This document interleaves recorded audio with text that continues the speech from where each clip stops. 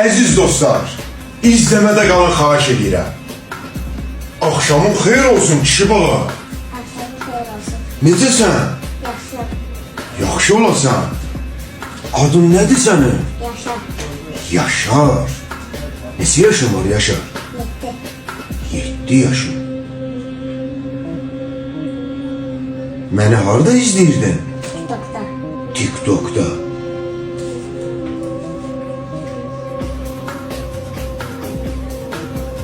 Sən saçlı hansı stil eləyir?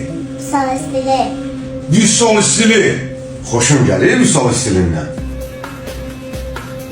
Yox Yaşar. Qoy Çeçenka qalsın. Gəl belə işləyək, Vüsal stili eləməyəcəm.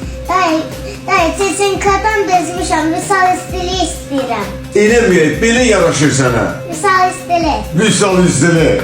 Əziz dostlar, Allah hər kəsin balasını saxlasın. Bizim balalar da onun içində inşallah. Qəşəng bir değişim olacaq. Qardaş oğlu. Vüsal stili yenə də nə? Yenə də Vüsal stili. Əziz dostlar, izləmədə qalaq.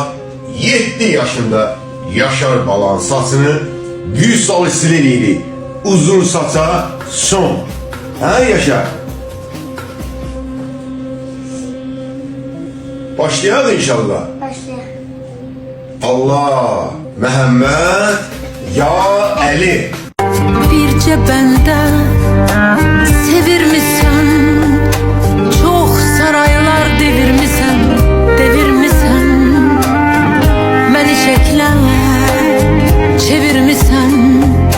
Gəl şəklini çəkim dünya, pəncərəsən, baxan mənəm, rəngə yaxan mənəm, sularımda axan mənəm.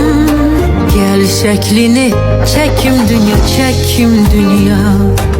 gəl şəklini çəkim dünya.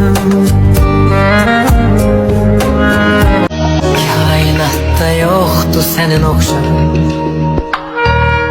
gecənin sultanı, zülmətin şamı.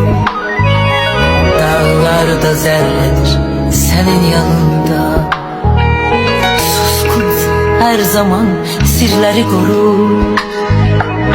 Zamanla danışma, zaman xəstədir, onsuz da ürəyim dar qəfəsdədir. Zamanla danışma, zaman xəstədir, onsuz da ürəyim dar qəfəsdədir. Qərib səmalarda qarşıla mən,